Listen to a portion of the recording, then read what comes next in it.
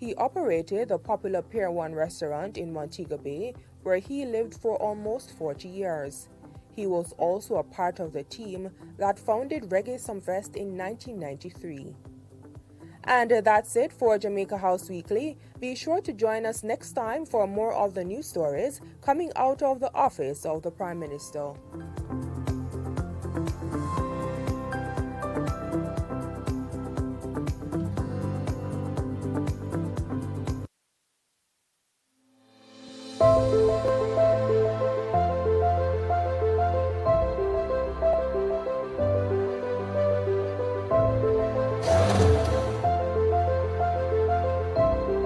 This is the first handover we have since for the 2024.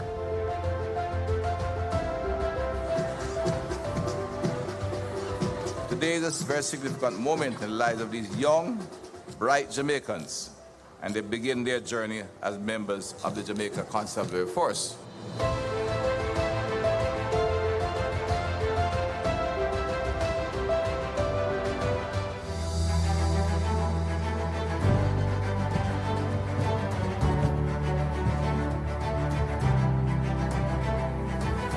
This morning, I received a copy of a letter appointing Dr. Kevin Blake as the new police commissioner, effective March 19, 2024.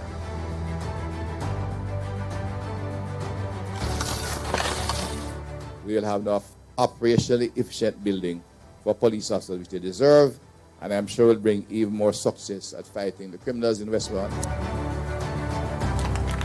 This police station, of course, ensure that we can have the kind of community policing that requires in Hanover, as well as responding to any other criminal activity.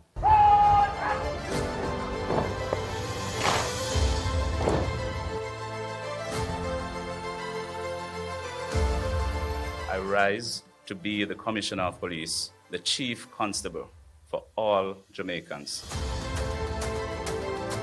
It's my pleasure and privilege to join you this morning in the launching of this National Helmet Wearing Coalition project. It is strategically designed to ensure a visible, proactive police presence.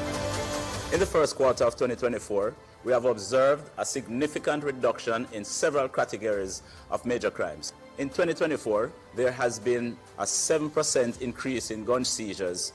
Arrests and charges for major crimes have seen a 9% increase. Music, sports, and technology is a way to really reach our young people.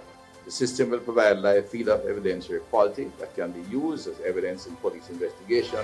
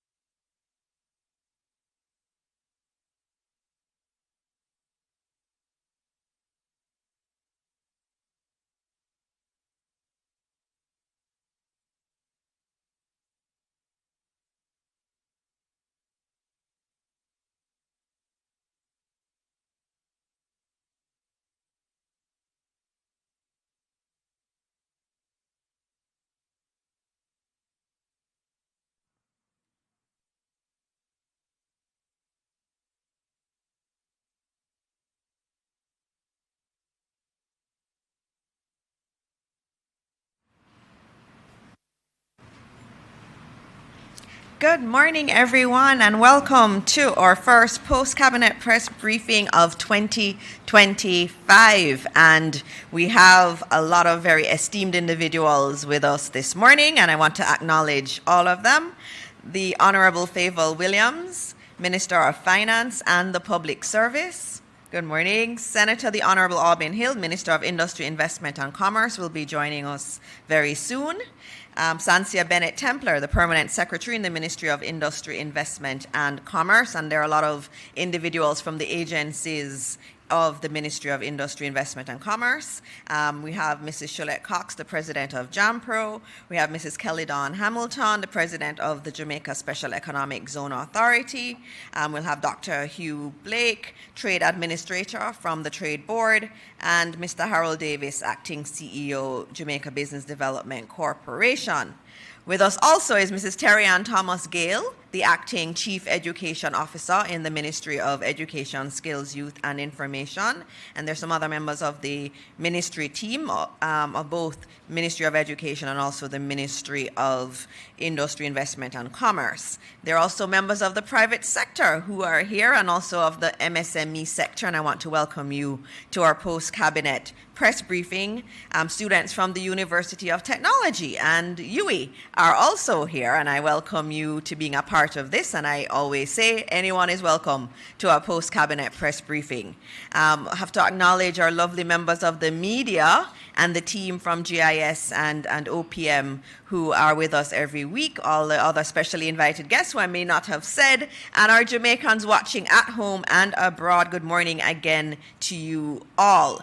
And so this morning we're going to be having the Honourable Favour Williams speak first, and then we will have Senator the Honourable Aubin Hill do his presentation. But as always, I'll just give you a few highlights in relation to what we discussed at Cabinet and also what has been happening and the work that we are doing across the country.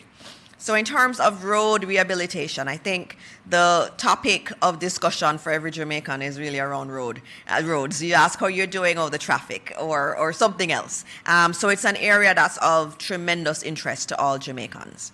And we are obviously seized of that, and we're working really hard in relation to fixing our roads. Work has officially begun, as you all know, under the $45 billion SPARK program and the $2 billion REACH program. And I know many of you have seen crews working across the country since the rain stopped in late December. And this patching work, the patching work under REACH, will be continuing. And I know I've heard many people speak with such excitement when they see a road fix that had potholes. But as you all remember and will recall, we had Hurricane Beryl in July that brought a lot of rain. And then since then, we have just been inundated with rain. And it's unprecedented. And our roadways, the Prime Minister has spent a lot of time speaking to the infrastructure. The infrastructure was never made to be able to withstand what we're seeing in terms of climate change, the extreme heat, and then all of the rains that we saw. And so, of course, the roads are under quite a lot of stress, and we are doing our best to fix them. So SPARK, which is the big one, which is focused on comprehensive work on citizen-selected roads, complemented by the REACH patching work that's happening, could not have come at a better time. And these initiatives are addressing critical roadways across all parishes, ensuring safer and more efficient travel for all Jamaicans. And if you go on the SPARK website, you will see the roads that are being fixed, and I encourage all Jamaicans to go there. There are many roads across Kingston and St. Andrew under SPARK that are being looked at, also across St. Catherine. Maypen to Hayes, that's one area, one roadway that we're fixing. Freetown to Alley, Pennants to Frankfield, Danks to Crofts Hill, and I heard that Danks to Crofts Hill, that started this morning. So we're very happy about that. Spalding to Cave Valley, Maypen to Southsop Turn, Maypen to Porus, James Hill Road, Spanish Town Road, Mannings Hill Road, Malines Road, Mountain View Avenue, East Kings House Road, and the list continues. So please go on the website sparkjamaica.gov.jm to learn more about all the roads where we're doing major work across the country. Another thing I want to point out is in relation to water and how important water is for Jamaicans. And as a government that truly cares, we put in place policies and measures that relate to what the public cares about. And water is one of those. So there's roads and then there's water. In terms of water, one thing I wanted to note, again, for all Jamaicans, is the National Water Commission's 3-month amnesty for customers.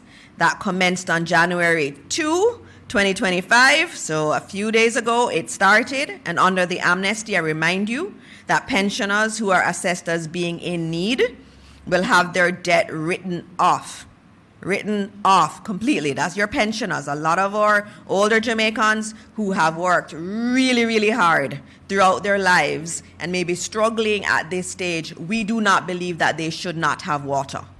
And so pensioners who have outstanding amounts and you are deemed in need of support based on the PATH beneficiary standards, you will have your debt written off and any reconnection fees waived. We are a government that cares, and that's what you do when you care about people. In addition to that, we know a lot of some of our older pensioners have land and they may want to be able to transfer titles, and these bills have been in their way. And so we know that this will facilitate them doing transfers of titles also, and also for them to reconnect their water supply legally. In addition to that, if you're not an elderly pensioner, you're still someone who can benefit from that because we understand how important water is. So any NWC customer who's been disconnected for longer than 6 months and who contact the company and make a payment arrangement will have their debt discounted by 50%. And it could be more based on a needs assessment. And those individuals who come in and say, we need some time and we need a payment plan, they will be allowed up to 1 year to repay. So this, again, is our government looking at the issues and providing solutions. And we understand the importance of water to everyone. And so we're putting in place this amnesty to assist all Jamaicans to get regularized. And so if you have an outstanding debt, go into the NWC. They are there to listen to you. They're there to work with you and to develop a payment plan. And as we said, you will get a 50% discount on what you owe. So if you owe $20,000, it's going to become $10,000, and they're going to give you up to a year to work through a repayment plan. In terms of another thing I would like to note in terms of water is the Port Royal Pipeline Upgrade Project. So this $533 million Port Royal Potable Water Transmission Main Upgrade Project, which will enhance access to water supply for residents of Port Royal and surrounding areas, was officially commissioned into service by Prime Minister Dr. the Most Honorable Andrew Holness on Tuesday, January 7.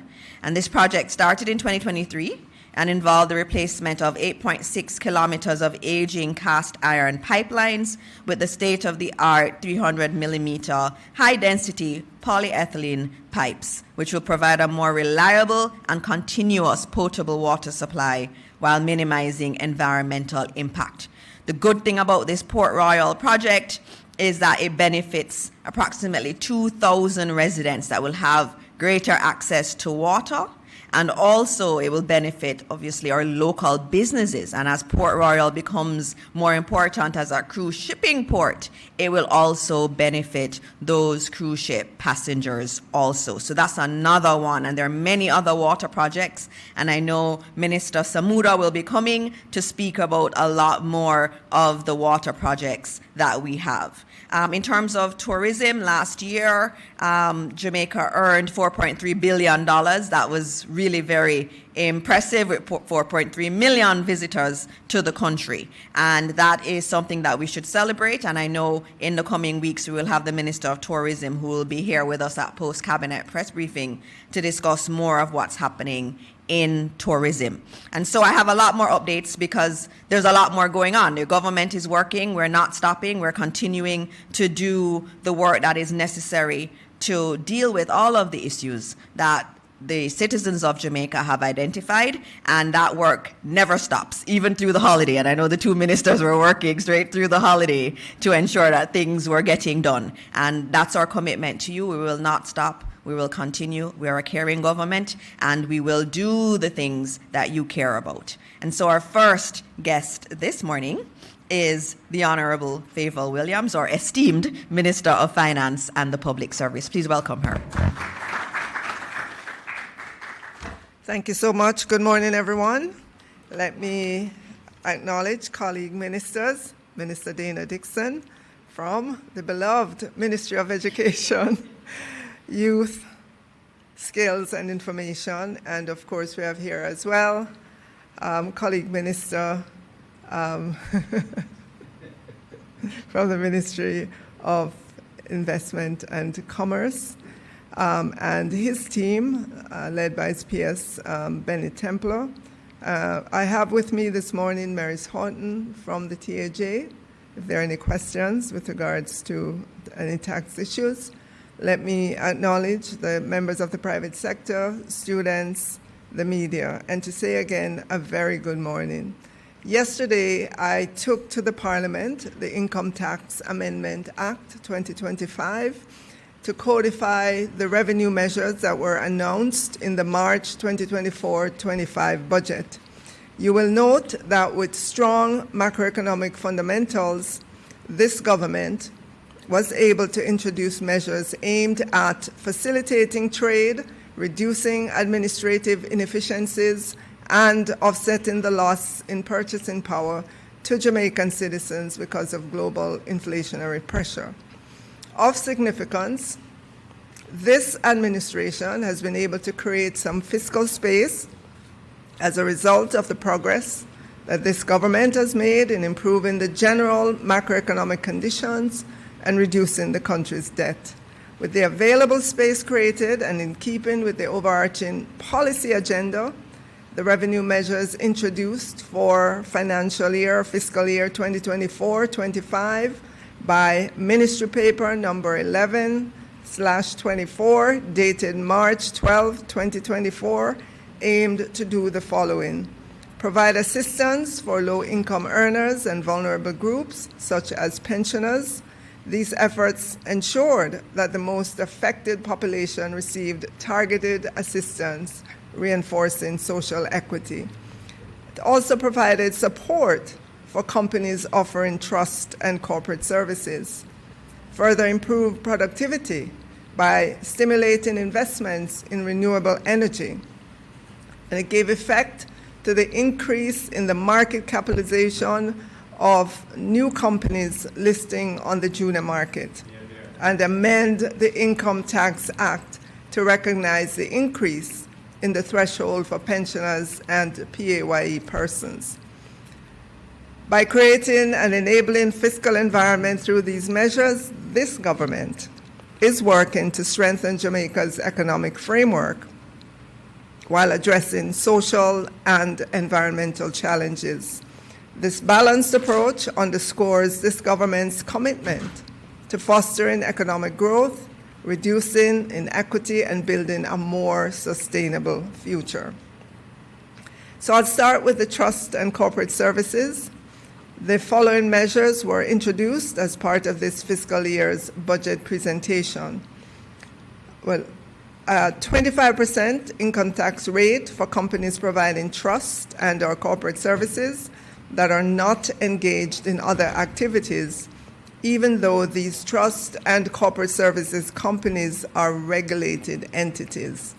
So codifying the income tax for this class of companies reduces the ambiguity that has existed in the industry, and it dispels the anxiety among the players, given that These are regulated companies, regulated by the FSC, and normally regulated companies are taxed at 33.33%, but this class of companies, their corporate income tax rate is stated and in short order will be codified in law at 25% rate.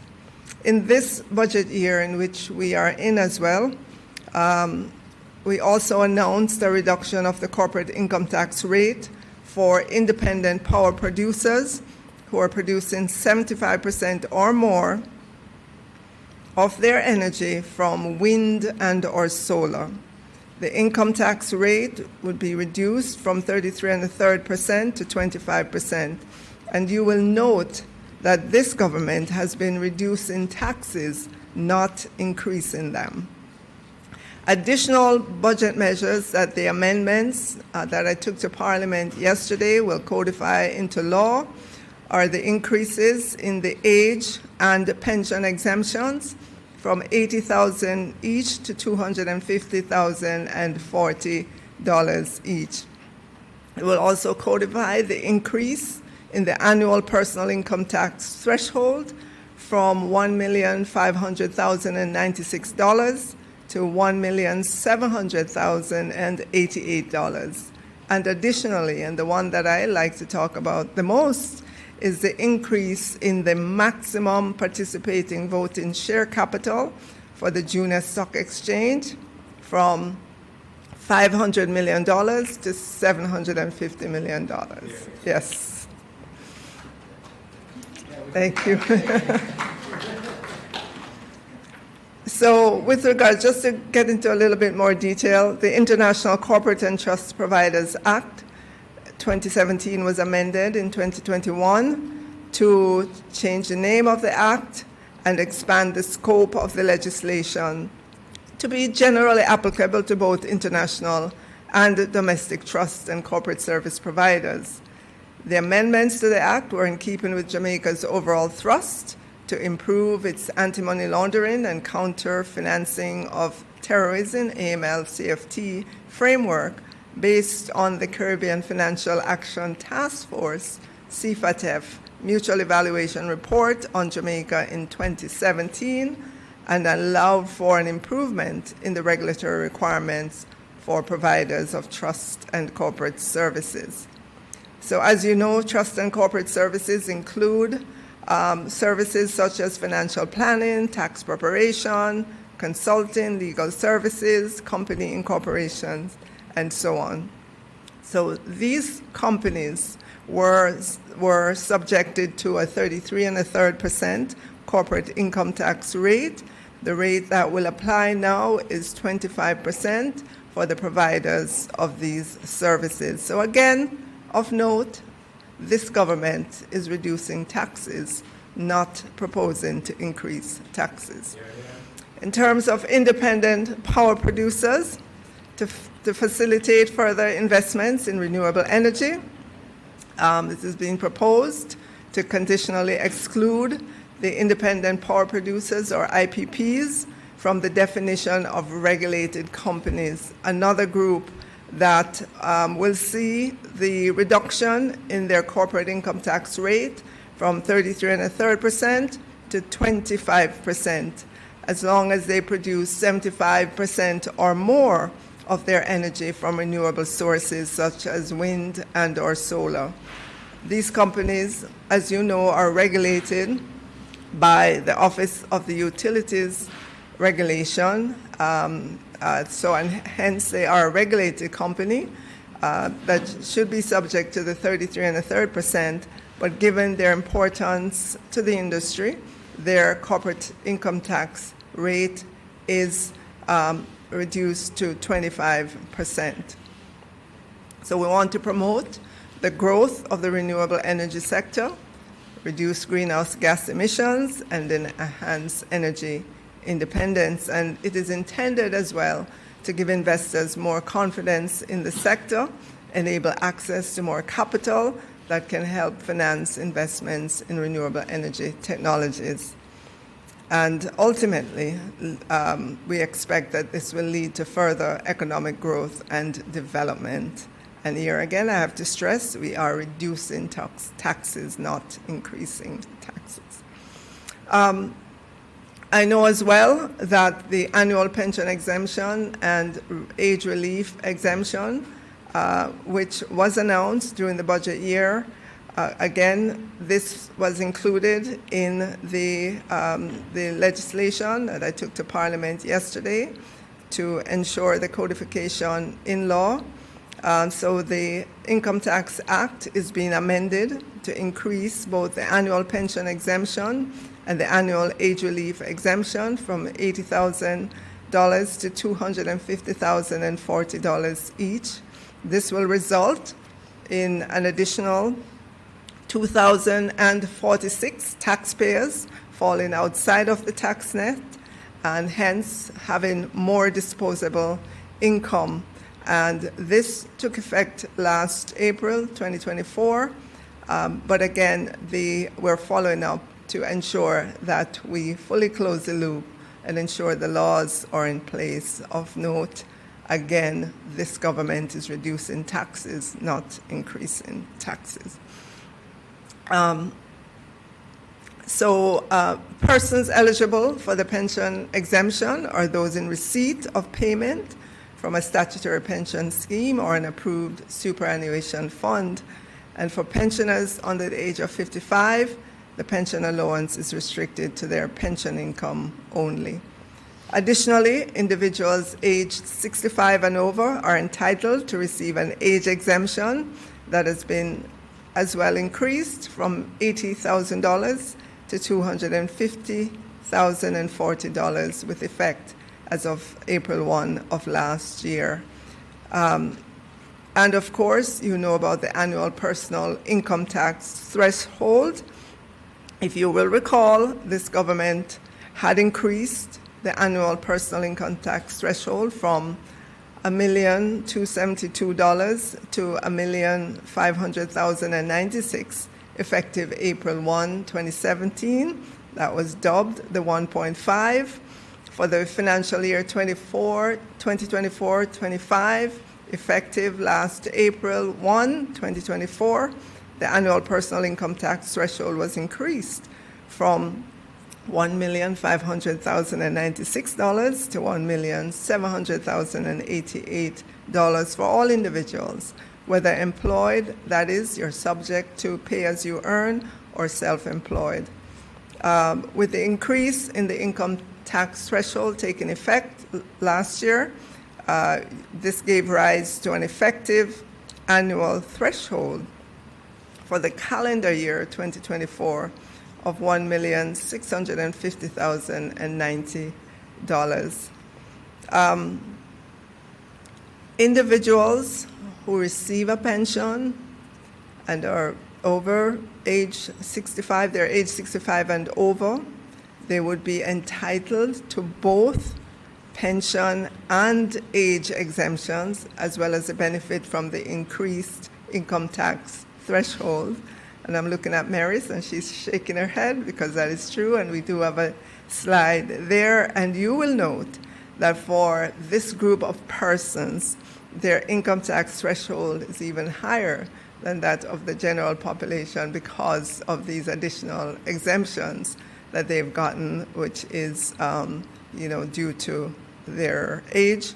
And for them, the income tax threshold totaled $2,065,150 for 2024, the calendar year. And for this calendar year, 2025, that moves to $2,200,168 there. So as just to echo what colleague Dana Dixon said, we are a caring government. We are a government that understands that we have to create opportunities for our citizens and continue to look for ways to provide assistance to them. And finally, in terms of the increase in the maximum participating voting share equity capital for companies listed on the Junior Stock Exchange, You will note that we will be increasing the current cap for new companies wishing to participate in the Junior Stock Exchange.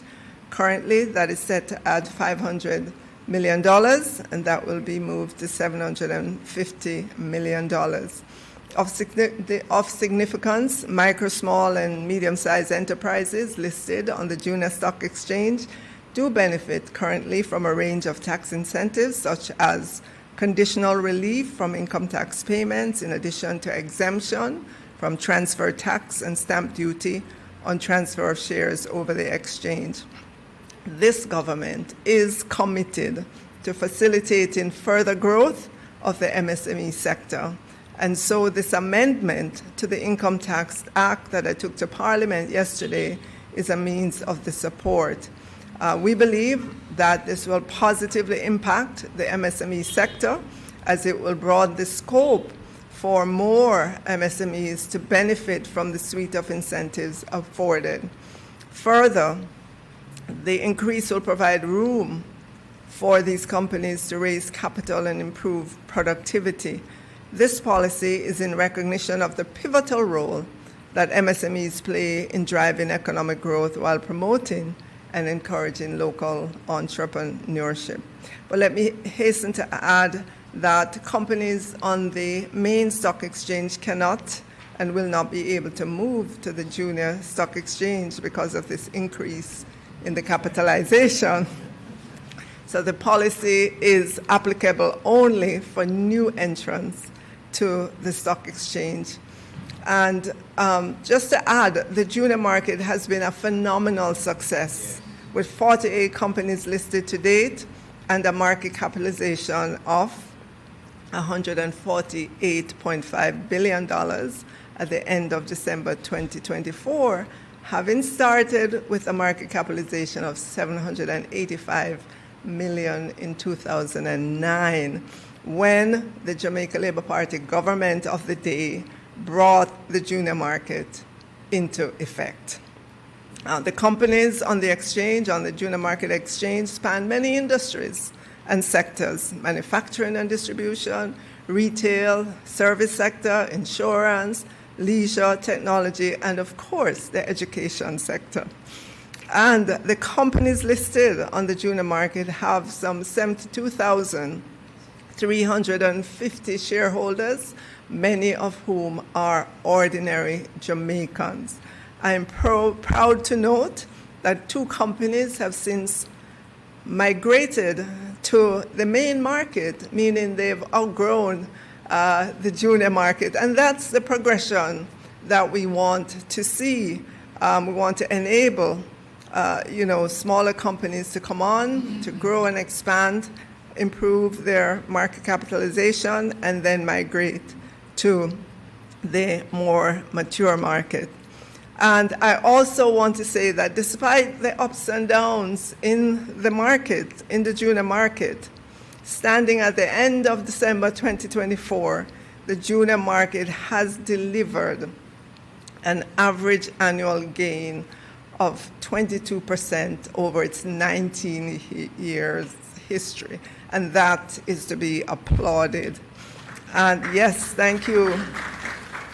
Let us not forget, and I'm always going to keep reminding Jamaicans, that in October of 2013, the then Finance Minister, Dr. Peter Phillips, announced in the Parliament that the junior market will come to an end December 21, 2021, that it will be no more. The government would no longer support, because once you change the tax regime for the market, that will be it. It would just die. Well, administrations changed, and this JLP administration that gave birth to the junior market is here again to expand the junior market by raising the limit on the voting share equity capital from $500 million to $750 million.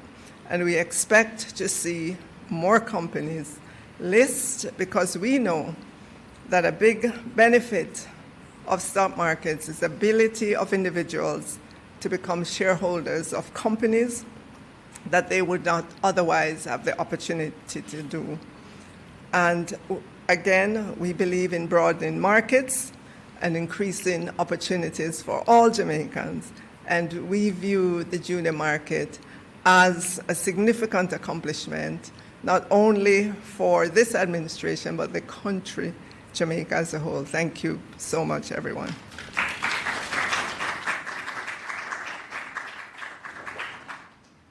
Thank you very much, Minister.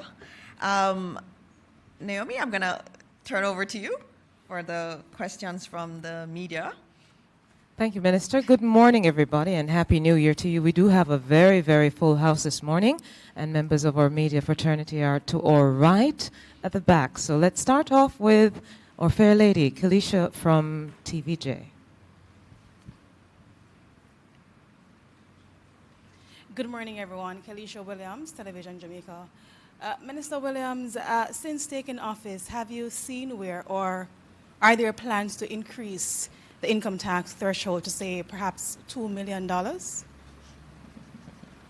know that has been a question on the lips and in the minds of Jamaicans.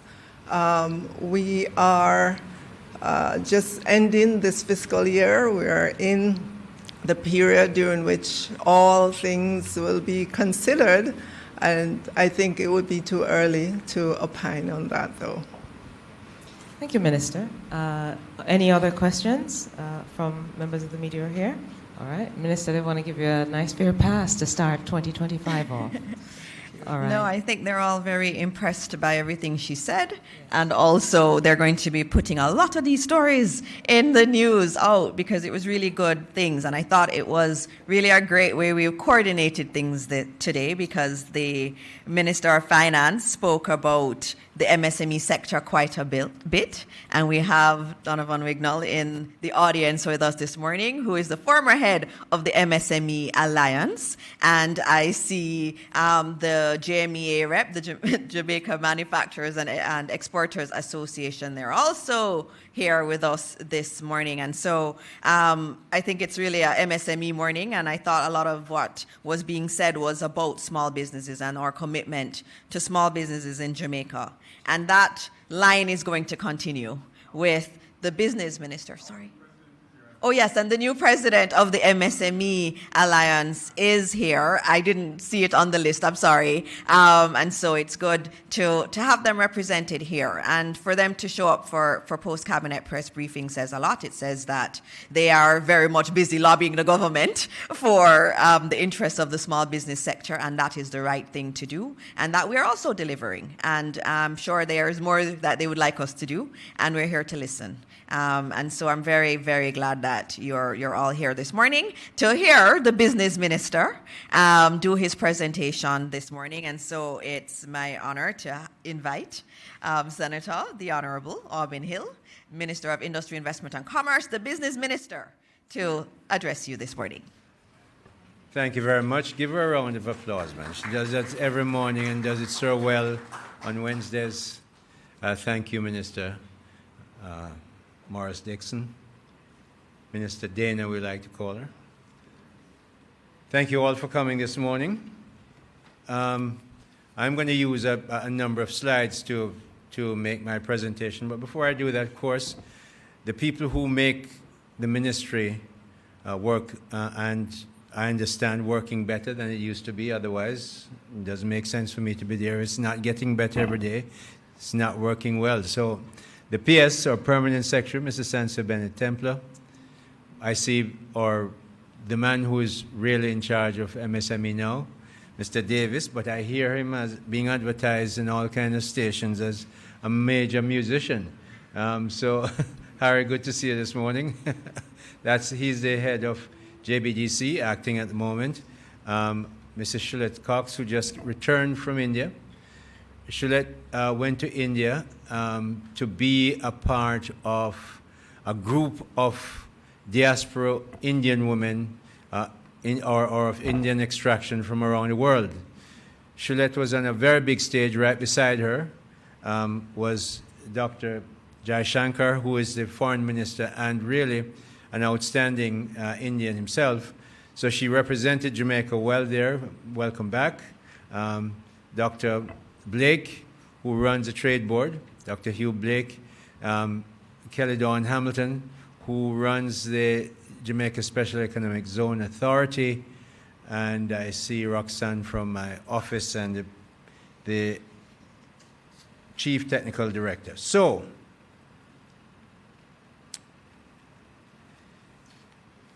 in early 2022, when I became Minister of Industry, Investment and Commerce, 2 or 3 months after I was there, I got to see the trade figures. I'm going to talk about those, show you how MSME fits into it, and how we have a lot of work to do, but we can do it. Why can we do it? Because you will remember in 2012, 2013, the only thing economists would write about Jamaica is that we're a basket case. They love to use that term.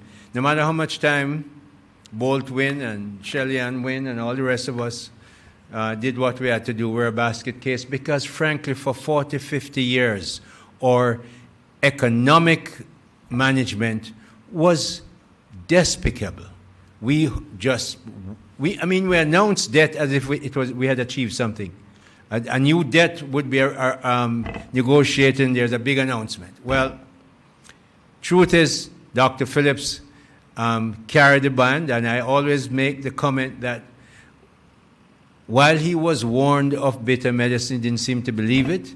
When he went to Washington, he had to suffer through it. When he came back, the cabinet conference room for the Prime Minister is longer than this room. I suspect, I wasn't in there, I suspect that Dr. Phillips was at one end and everybody else crowded up down the other end because they never want to have anything to do with that program. Well, we carried it. They didn't have a long time to do it, but we took it on. And every time we used to meet, I used to chair the then leader of the opposition, now Prime Minister Holness's advisory board, economic advisory board. Minister Williams was there with me. We were both together. And every time the UN came, are you going to keep the commitment? Under that commitment, ad nauseum, we'd answer. And I remember the first meeting that the Prime Minister held after he was given the order and given the protocol to become Prime Minister by the GG was with the IMF. We stayed the course. Your Minister Williams, who is a really wonderful lady and humble, sort of like me, she's very humble about what happened to that junior stock exchange. When Dr. Phillips came back, he made the announcement. Audley Shaw went ballistic. I went to the newspaper. I was writing for the Gleaner then. She was writing. We said we made it absolutely clear. We will not accept that. It's the only thing that Dr. Phillips brought back that we didn't accept. We said, no, we're not doing it. Prime Minister Holness, then leader of the opposition, about this time in 2016, went to the stock exchange and said, we will continue to keep it, but better yet, we're going to expand it. And she has just expanded it again. So if you're looking to start a business, so I always love to see you here, Mr. Wignall. If you're looking to start a business, you're not going to get tax exemption on only 500, a company that has 500 million in an equity position. We're now raised it to 750 million. So please get your tax advisor, talk to Mr. Wignall, talk to us at the Ministry of Industry, Investment and Commerce, the tax people at the Ministry of Finance. We'll explain what most of the people on the stock exchange and going there, they know what they're doing. Even if you're new, so it's a benefit and a stock exchange. But what then made me look so deeply at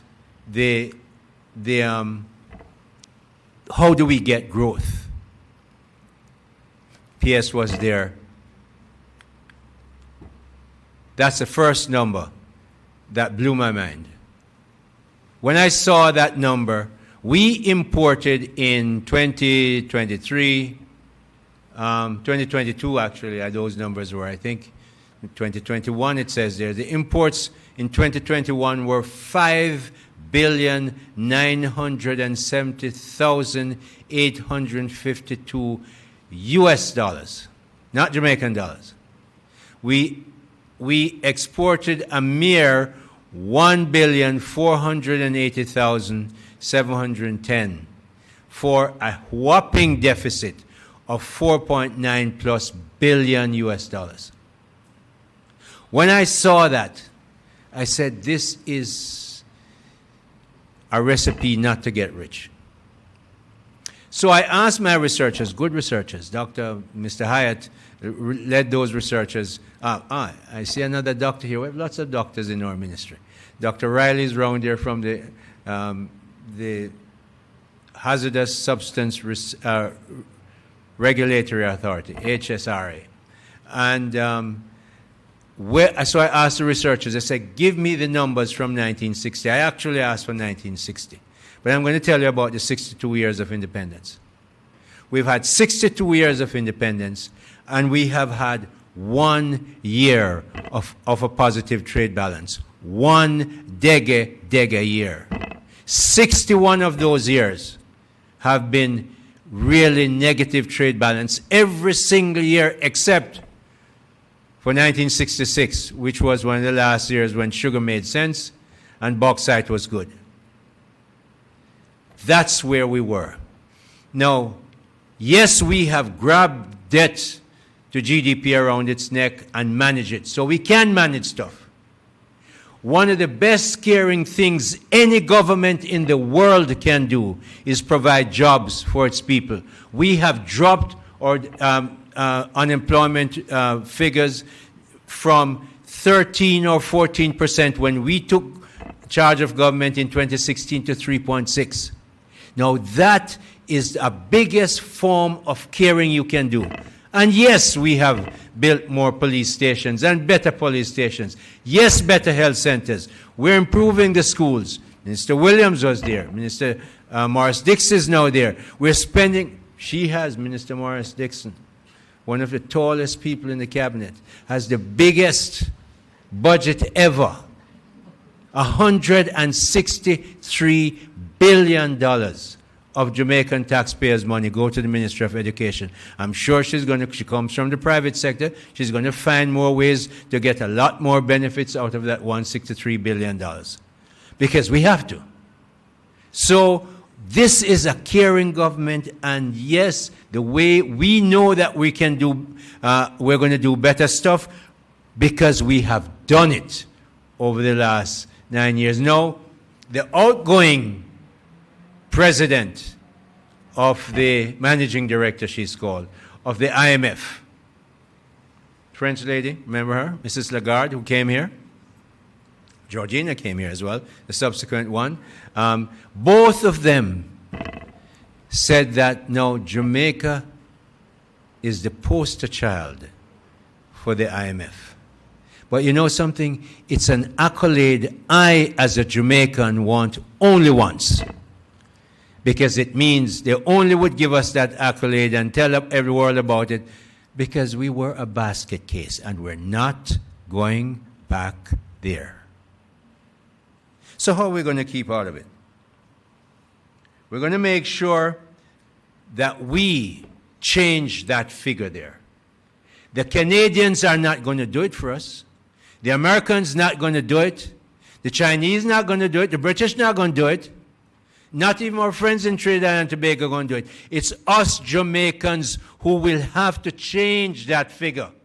It's not going to take 6 months. I see some foolish people writing about what have you done to change the exports. You have 61 years of being negative and you want to change in a year? Are you joking? Where's the head? So when I presented to Cabinet and in October, I said, look, this is not a 6 months job. It's not even a 6 years job. It's going to take time. But you have to work on it every single day to make that time shorter as much as we can. So we're looking at that. We're going to have to make sure we change that. But there are other things that struck me as I looked at the numbers and why we had to set a clear export policy. Look at those numbers. On your left, you see Bermuda. In 2023, you can look from the top, 2018, 2023, their per capita GDP is 125,000 US dollars. That's better than the US and Singapore. US and Singapore in the $80,000 region. Believe it, Bahamas is 36,000. Turks and Caicos, they don't even have a lot of rockstone like we have. We'll see where they are. 30,000. Barbados, 23,000. I'm going to go to Trinidad and Tobago, which is 20,000. I am leaving Guyana because Guyana is the outlier. Notice the long arrow. Guyana 2 years ago were less than us. Coming to us in a minute. They are now 20,000 because of the 11 billion declared barrels of oil that they've found. See where they're going? Guyana is going to be very close to Bermuda in a very short period of time because they have only 780,000 people. So they're going to make sure, they're going to fly past Bermuda, I think, in a very short period of time. So Guyana, leave Guyana out. But look where Jamaica is. We are Jamaicans. 6,829,000. That's not where we must stay. Harry, we have to get MSME and other companies to do it. P.S. Choulette, Dr. Blake, Kelly Dawn, Dr. Riley, we must get big companies to understand that they have to produce new products and new services for export. We have only 3 million people. We have a per capita GDP, as you can see there, one of the lowest in the Caribbean. In CARICOM for sure. 6,800. You cannot get rich selling to only 3 million, less than 3 million people with a per capita GDP of less than $7,000. So Jamaicans, we're going to have to find markets overseas. These were the numbers that made me, with the PS and my agency head, devise a policy. And Harold will tell you, Harold wasn't running the agency then, but every single quarter when we met, the position was we are going to have to export a lot more exponentially. We are going to have to make sure we go to businesses and help them to find ways to export. We're going to have to create products to make sure we help them to do that. And I am sure, I know we're doing it because we all want to make sure Jamaica becomes a rich and prosperous, richer and prosperous country. So what are we going to do? Growing exports. You know, I gave that presentation, as I said, near the end of October, if I remember properly. I was in Miami at an IDB meeting when the PM gave his really grand overall long-term look at, and he called it Aspire and Pivot. Well, how are we going to do it? We're going to have to find ways to grow. Yes, we've fixed our fiscal stuff, and we must keep it fixed. But we have to grow, because otherwise we won't be able to pay our bills, and we're going to go back to where we were. We cannot do that. So we're going to have to grow MSME. I start with that this morning, because that's what we're about today. All those 420 companies in the MSME areas, I want to see a lot more going on the junior stock exchange. Why? For two reasons.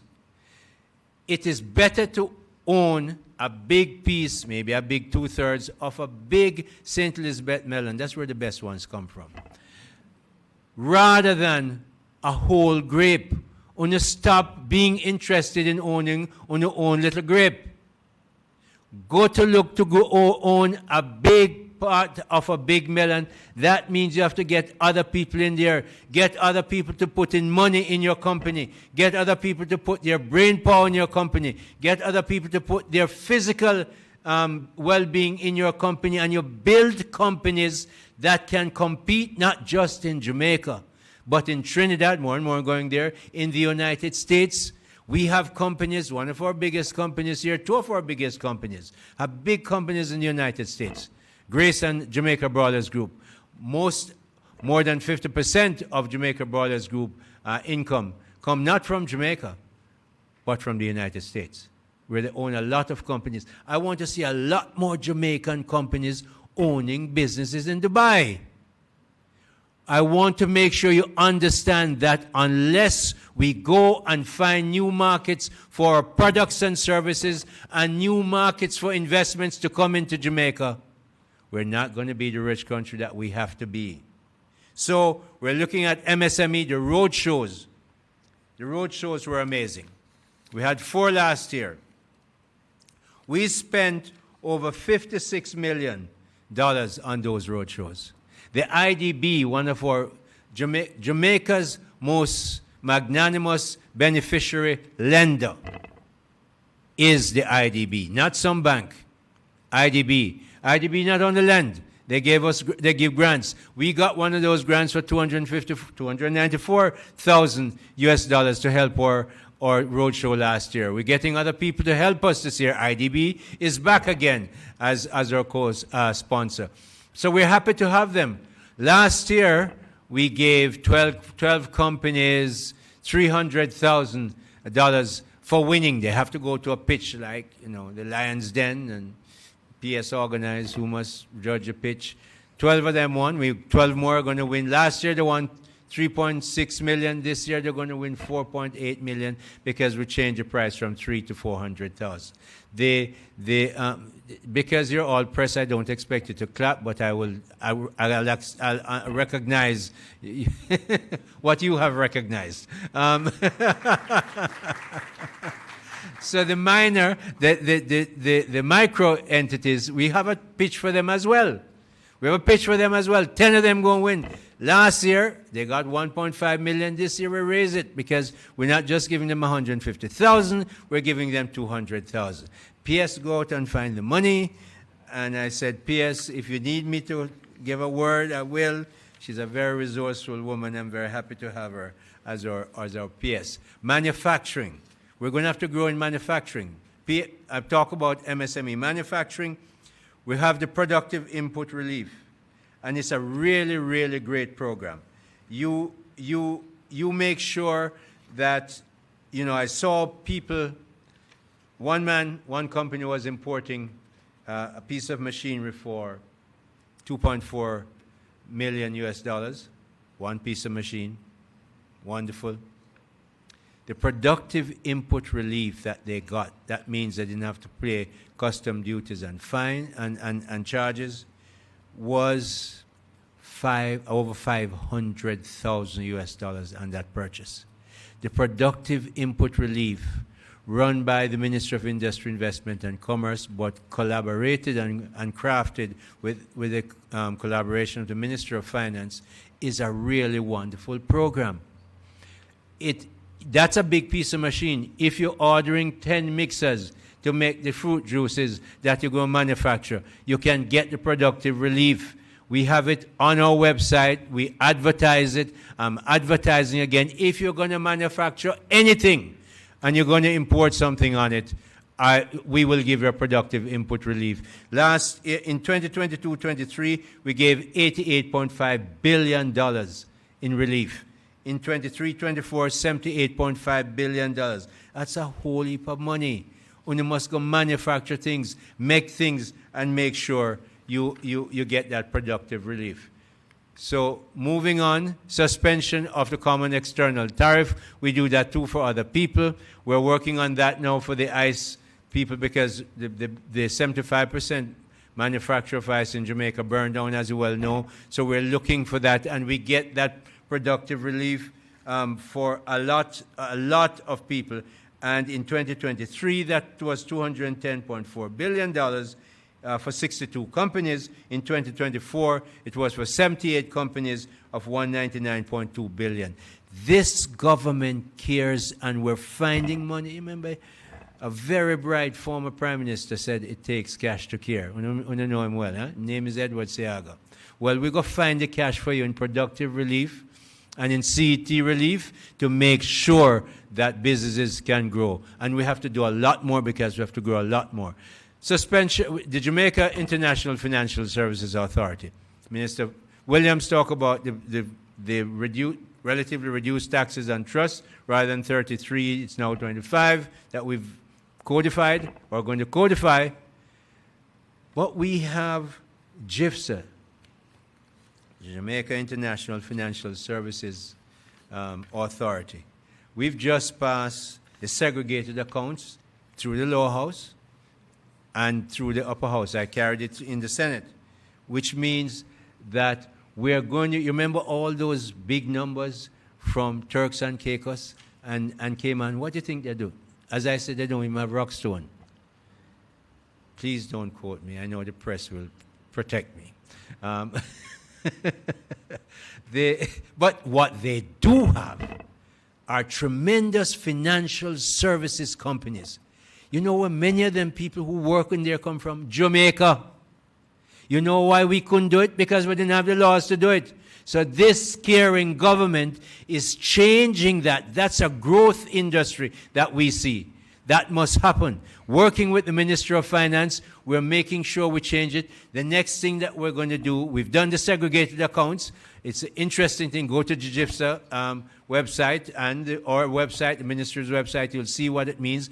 JISTV is going to come out with a great educational program, but we're going to have partnership accounts here. That's very important for trust businesses. So we're going to have general partnership and segregated partnership to make sure that we have the tools that will make people come here rather than go other places. We want to make sure that they come to Jamaica, and we're going to make sure that we give them what they need, so the legislation is being changed. Look for it. JISTV will be coming out with it. And the last thing, one of the last things I want to say is challenge the private sector. Now, because me used to run NCB, me know where a lot of the money is in the country. When you have a lot of money, you don't lose it quickly. So me still know where the money there.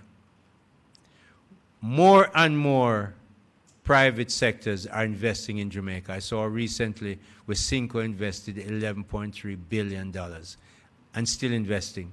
I know Jamaica Brothers Group, Grace, all of them investing. Campari. We have to work on something, Gillette, for Campari to sort out what they asked us yesterday. The minister, a minister from Italy was here, and the issue came up, so we're going to look at it. But I want the private sector in Jamaica to realize that there are tremendous opportunities, not the same country that it was 10 years ago. Lots of people are making money the right way. We want more and more Jamaicans to invest. I want to tell you that we have 20 agencies in my ministry alone to work with you. You know many of them, JBDC, JAMPRO, the rest of them, to work with you. And we want you, Jamaican people with capital in the stock market, people in Trinidad with capital come bringing a lot of money in here. We need to follow them.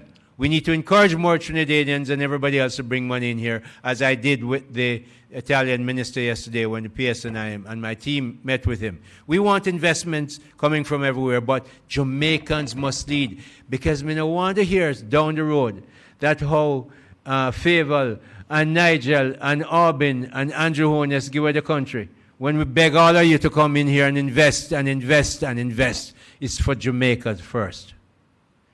And then, of course, next time I'll tell you more details about the Jamaica Special Economic Zone Authority, Caymanas. We're meeting this evening, a very big meeting on that with Prof. Shirley and Mr. Alok Jan. And I'm going to be quite willing to take any of your questions. Thank you very much. Thank you, Minister Hill. He always gives a different presentation than every other minister who comes. Minister, business minister, please stay up here. Naomi, over to you. All right, thank you so much, Minister. Let me just grab, and I think Mahiri, you had your hand up? Yes. All right, you do. Yes. Oh, okay. We need to see you. No, come around here. That's right. There you go. Good morning. Good morning. Oh, him from Nationwide. Yeah. All right. Yes, sir. Good morning, everybody. My questions are to the Education Minister this morning. Very good. Yeah. You can stay. Okay, so 2 questions for Dr. Dana. Number 1 is about hair. So I've been writing news for, let's say, 2 years now. I feel like the hair length, the skirt length issue continues to be like a vicious cycle. You know, it keeps being brought up. It's a seasonal controversy, if anything. It is here you're speaking about and not skirt, just for my information. Yeah. No, but in terms of, let's just say secondary and primary schools for now, to prevent this from being what seems to be the running gag that it is, do you think there's anything that can be done by the ministry, whether it's to put a fixed rule in place or to have a discussion that leads to leniency in some areas? What can be done to prevent this vicious cycle of grooming issues in school? All right, thank you. You want to do one question and the other? Okay, all right. So the grooming policy. I figured one of you would ask me about grooming. And I have the grooming policy here with me. Wow. I figured one of you would have to ask me. It's a perennial issue in terms of grooming. And I know that when I go to schools, a lot of students stop me and ask me about it, and they point to my hair. And I am a proud black woman who wears her hair natural. And I understand what hair means in our context. And I know this is broader than hair. But there are a couple things we have to balance, right? We have to balance order, something that we struggle with as a country, and we have to ensure that order is maintained in our educational institutions. And we also understand that as young people, they want to express themselves in different ways. And, you know, it may be in hair, in dress, in other things. But the key thing we know is that school is not a fashion runway, right? School is about a place of learning. And for us, our focus is on learning in our schools and ordered learning in our schools. And so we have a grooming policy. We actually have another one that has been drafted, updated, based on, for example, one court case that we had. And that has been doing the rounds. It was circulated with the principals. It was circulated with the student council members. So the students have a voice, with the churches. So everybody has been looking at this policy of grooming. And it's not an easy one, because I know as a young person, I thought the rules at school were too harsh. And I know a lot of young people will think that, you know, rules can be harsh. But we have to make sure that the rules are fair. And we need to make sure that there is order in our schools. There's too much in order in our society. And our schools are very important for us to maintain order. But we understand that times change. Times change, and you have to look at things differently. And that's why we have the consultations ongoing. We have the new 2024 policy, which will become 2025 policy, which we're still getting feedback from the schools. And we will continue to dialogue and have the right approach, and it's right balance between order and getting our students to learn in school. We want them at school, and we want them to be learning in an orderly way. And we also want to ensure that we instill values around discipline and obviously, you know, the hair issue or the grooming issue or just, you know, the length of the skirt. Those are issues that for me are not the fundamental questions around learning. And we have to focus on learning while also dealing with our grooming policy. And I think we do have something and a well thought through approach, which is dialoguing with all of the players. hopefully that helps you answer. I mean, there is no real, one answer for that question. All right, thank you, Minister. And the second question would be, is there an update you can provide to us regarding the school safety policy? All right, we do have a school safety policy in place, and we have the CEO here. I don't know if you want to speak to it, but I can just quickly say that we had a consultant that was working with us on the school safety policy. It is finalized. It's now in the round of review. So, usually for every policy that we do, we have to circulate it to a lot of different players. So we are in that process now. CEO, is there anything else you want to add? All right, so that's where we are, but that's very important too. Thank you, Minister. Again, just reiterate the point of consultation with parents, especially with the grooming matter. Fashion fades, but really we have to have some order. All right, Kalisha says she has a few. Let's go to her. Kalisha Williams again from Television Jamaica. So I have a few questions. Sure. First, for you, Minister Morris Dixon, and then for Minister Hill as well. So going back to the question that was asked earlier, can you give us an update in terms of what is happening at the McGraw High School in regards to the particular student? I saw a video with some allegations against the student circulating on social media about issues at the school, and then the child also saying that he was put out of school even after the first video was released. Can you say the type of intervention the ministry has been making at that school? All right, the CEO is here. I'm going to ask her to do it, and I have asked for a report on the matter. It's obviously in the public domain, and there have been different reports that have been given to me. So you have the school saying, what happened, and then you have the student saying what happened. It's for us to know really what truly happened so that we can intervene in the right way. And I know when things are on social media, they can get sensationalized. Sometimes you hear a half-truth. And so for us at the ministry, getting to the truth and intervening is important. And the CEO will tell you very quickly what we've been doing. And we've actually asked for written reports from the school and the principal.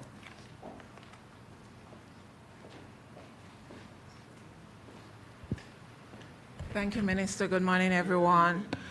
As Minister said, the consultations continue right as we speak. I know the principal is meeting with one of the parents on the student seen in the video. We have asked that all measures be put in place so that the students seen in the videos that they are not at all be at a disadvantage, that it becomes a learning experience for not just them but for the other student population. As Minister says, school is really about learning, and from this some learning must be received. And so the principal is meeting with the teams there, the Board of Governors, and so that the necessary steps be put in place to utilize all the psychosocial mechanisms that we have in place at our schools to ensure that the students receive the best output from all this. Okay, thank you. Minister Hill, I have about 3 questions for you. So first, in regards to, you've been mentioning a lot about how the need to grow manufacturing in the country. Can you say at least 3 strategies that you'll be taking as the minister to reduce the country's trade deficit? And you mentioned SMEs as well. Can you speak to the specific MSMEs that you believe the government should be focusing on or you will be focusing on? And also, 2 weeks ago, you said that you'll be lobbying CARICOM to suspend the tariff for for cheaper importation of ice. Can you give us an update on that as well? Thank you. Sure. I might ask you for them again. So let me just start with the one on ice. Because we're part of CARICOM, we are signed a common external treaty, Shagawamas, as many of you know. We cannot then, once you sign that treaty, just abrogate duties on products that are made in the market. So we couldn't reduce the duty on ice. What we could do is remove the GCT on ice for a period of time, which was announced from your Media House and the other ones. What we have done in the process, nor can we really wait again till the next meeting of the CARICOM ministers. So there's an arrangement in place where the secretariat of CARICOM can make an interim decision. We have, through the PS and the CTD and other of our technical people in the ministry, made a request for them to allow us, because of the emergency. And what is the emergency? A company that makes 75 or more % of the ice in Jamaica burned down, not because their business, they had a fire there that started there. The fire started at a warehouse, spread to their business, much like you see the fire flying across in California. And our hearts and prayers are out to those people. The same way it crossed the border and burnt down Pure Ice.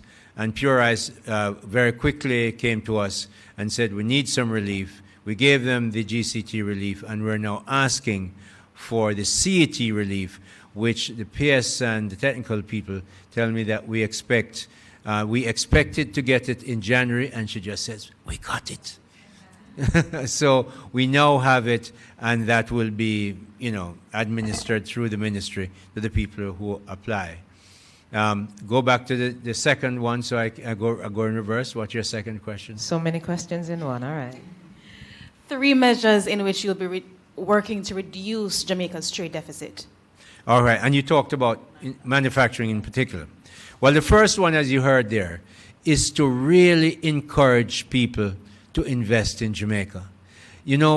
We have been a trading nation. Jamaica was set up by the colonial powers to be a place that produced raw materials that would be sent to the mother country, as it was called then, be produced into much more expensive products, and some of it sent back to us and around the world. We were never really encouraged to manufacture stuff. We manufactured sugar, but that was the raw material for refined sugar and expensive sugar. So we know, over a period of time, more people have gotten into manufacturing, but we have not had for a long time, probably since Robert Lightburn and Eddie Seaga, have we had any kind of focus on saying Jamaicans must invest in manufacturing, and we will do what we can to help you find markets. So we're encouraging investment. We have some help through the Exim Bank, some help, substantial help, through the PIR and the CIT and the CET, as I just mentioned. The ministry is doing that. But we're also finding additional markets. The traditional markets, clearly, for 61 years have made us rich. You keep doing the same thing over and over and expect a different result. They say you're stupid. Well, we can't be stupid. We're too bright a people to continue to do that nonsense. So we have to expand the existing market. I want to see more products in New York, in Miami, in Atlanta, yes, in London and Toronto, but those are not the only markets in the world. We expand those and find new markets. We went to Colombia and Costa Rica, strange places. We don't go to those places. They speak Spanish, so what? So we bring, you know what? In Jampro, we have 2 very, very fluent Spanish speakers. One was born in Colombia, and another one is of Colombian or other parentage, and they are fluent. They travel with us. When we went to Cartagena and Bogota and elsewhere, they were there with us. And therefore, we can have the resources. Domrep sell a lot of stuff to us. They don't speak English much, except they're bilingual. So we have to get, and Minister Morris Dixon is right here, bilingual students is a part of the training. So we have to make sure, we need new markets. So we need new investment. We need Jamaicans to lead it, but I'm agnostic. If the money is clean and you want to invest in Jamaica, welcome. I'm saying it right now before everybody. We want investors in here. We want Jamaicans to lead. And Jamaican people who have money invest. And Jamaican people who can get money must invest. And then we're going to have the productivity push. We have to push productivity. We're not going to get rich because we invest more money. That's part of it. We're going to get rich because we could become much more efficient at doing what we do. And businesses must lead that, as well as the government, through HEART, through e-government, and all those other areas that you know we're working on. Those are the ways you go about getting rich. But you also, and especially you in the press. I used to write for the Gleaner for many, many years. You in the press must make sure the education also takes place and the opportunities take place. Not just the negative. Negative sell newspaper. Positive help us to be rich. Make a choice. Next question. No, there's one more. There's three. The last question, the specific MSMEs that the government will be focusing on in terms of ensuring further economic growth. I didn't want to miss that question because it brings in something that is germane to this government's approach. We don't believe, no, let's go to the positive. We believe in the marketplace making sure we grow. We don't, there are some things government should do and will have to do. There should be few, clearly, security, for instance. In our case, as a developing country, we need to invest a great deal in education, so we're doing that. There are other things that we must not, all we must do is set the playing field and then encourage and educate and get our press to work with us to educate and say this is the direction we're going. So we set the playing field. We want it to be even for everybody. Notice the taxes that we do. We want to make sure it's even across. In fact, when I was doing 1.5, and I was very much involved with Mr. Cruikshank from Minister of Finance at the time and Minister Shaw, I had to make sure, because the IMF wanted to make sure that the field was level, so we couldn't just give 1.5 to people up to 3 million. We had to give 1.5 across the border. So all the owner still get the benefit from 1.5. Just want to state that as a matter of fact. So we want to make sure we do, when we do policies, it makes sure everybody, we provide equity to everybody across the board. And therefore, we won't be picking MSMEs. We're looking at sectors that clearly, food sector, there's some services sector. Services sector, the ICT area is growing very, very fast. We're encouraging it. JAMPRO is doing it. They're going to have an announcement.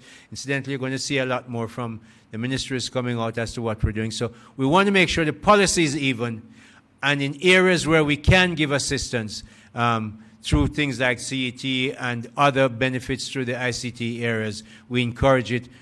We take trade missions. Somebody take me on that. He said, let me tell you something. When I started banks overseas for an American bank, I couldn't sit. The British used to sit in their banks and wait for the people to come. Well, we found that out. Americans don't do that. So we went out there, and they're in their office, and they're meeting with the managing director. The managing director no give no LC and no business to no bank. It's the chief accountant or the CFO. They never have CFO. CFO became big at that later on. It's the chief accountant. So you know what? I go in there. I had American Express Gold Card, and I'm in countries that they never had it. And I get approval to give the gold cards. You know whom we give it to first? The chief accountant and his wife. Them have picked in the United States, and at the time they wanted money transfer, give it to them. So we have to make sure that we are encouraging people to invest and to work. So is it Tanisha? Tell me the name again first. Kadisha. Please, that's the story. And we want to make sure everybody gets the story. We're not going to pick, we will assist. Thank you, Minister. Business and Efficiency Ministry, right? So we do have, thank you so much to our media representatives. Minister, I know it's over an hour, in fact, an hour and 20 minutes that we've been at it. But we have invited some of our stakeholders through the ministries that presented today. We have two that have some questions, so we'll just take two questions, one from each, and then we can wrap up right after. Sir, could you introduce yourself? Good morning, Minister. I'm Trevor Hamilton. Yeah, man, Trevor, I see you around here itching for about an hour. Go ahead. Well, Minister, good morning, everyone. Speak in the mic. I'm here. I'm part of the. I'm a Speak member of into the mic, Trevor. I'm a member of the JMA, and also a leading investor in one of the emerging industries in Jamaica, which is the cannabis industry. So one question is, we haven't even had a chance, after many attempts, I call your office, and for me to be a major investor, picking up my phone, calling your office, I went through several assistants, whatever, and I cannot get your phone, I cannot get to speak. Trevor, you've had my number for 10 years. What do you mean calling somebody? Okay, no, Minister. But tell somebody else that. Okay, there you well, have our numbers. I will personally get it today to prove if that's sincere. But anyway, Minister, I look forward to that. But I want you to have dialogue with that industry. The industry is projected to value $158 billion by 2028. If we accumulate, say, assume 3% like tourism for Jamaica, we're talking about $1.7 billion value to Jamaica, which is, when you talk $1.7 billion, and that's GDP of 17 billion is a lot of money. It's not small. The other question, the question therefore is, what is your take on the industry? So that, because investors are coming in, and what is your take on it? The other question, Minister, is that you spoke about SME. The thing about SME play a major role in economic growth and productivity. I've proven it throughout the Caribbean. And employment. Yes. So, for example, in the Bahamas GDP is 6 times Jamaica. Okay, $33,000. But their SME... GDP per capita. Yes, per capita. But they take a serious... They know that SMEs, you cannot have productivity with foreign direct investment without efficient SMEs. Because efficient SMEs are the ones that drive the value chain. Now, if you go online in the Bahamas, their tourism is twice larger than Jamaica. Now, in the Bahamas, which is 6 times our GDP per capita, the SMEs enjoy equal, if not better, policy than FDI. So you go to the Bahamas, for example, because logistics is so key to tourism. I invite anybody here to pick up your phone, pretend you got off the Bahamas here, and dial for Uber, and see what answer you get. Uber cannot establish in the Bahamas because it's the domestic sector is treated as a domestic sector for Bahamians and enjoy domestic policies. So we have to find a way. I'm not talking about protectionism, but we have to find a way to modernize SMEs and to give them equal policy. We don't put one set in a free zone and one set in an open zone. It doesn't make sense. So, Minister, when will you harmonize the policies for SMEs? Thank you, Dr. Trevor Hamilton. Trevor have a PhD now, must be for 40 years. So you know what, Trev? And you have my number for so long. One of the things that when I go to the PSOG and the JMA, you say you're a member of JMA, I've been minister now for 3 years. I haven't had a paper that comes to me that says this is the direction we'd like you to take legislation. There is no if it came, I would be right up there leading it, like I'm now leading GIFs and others. I want the private sector to say to this minister, this is what we would like to see you change. You have PhD, you have tax accountants, you have all kinds of business people here. Send a paper to me, and I've asked the leadership to say, send it to me, and I will take it forward. That's one point. Now, in the case of the Bahamas and Uber, every country has a different law. I would love to see what you would want to suggest for us to do.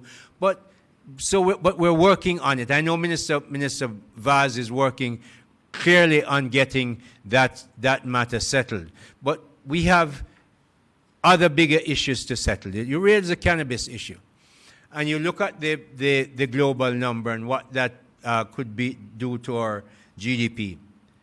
But you have not raised the fundamental germane issue.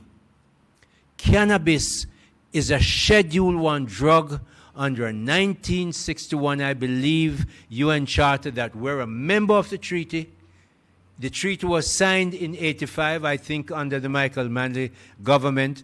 So when cannabis looked like it was going to open and all the hype happened, Canada invested tons of money. Them have ganja pack up. I went up there to Ottawa after all these issues happened. Them have tons of ganja pack up in there in warehouse because they overproduce.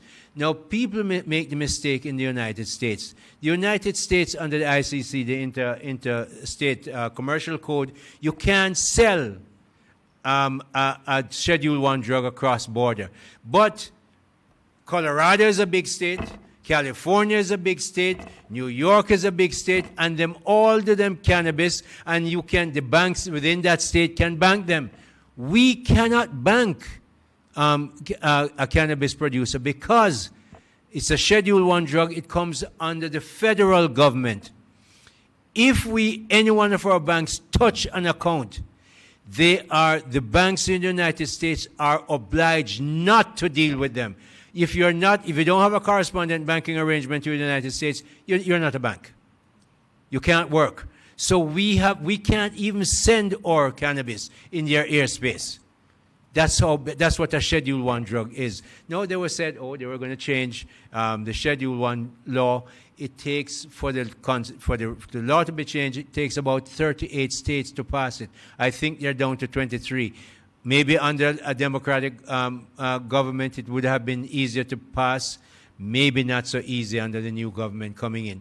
So you cannot just go ahead and say we're going to expand and grow. Otherwise, I'd be up here saying, let's do CNB. You can only do CNB so far.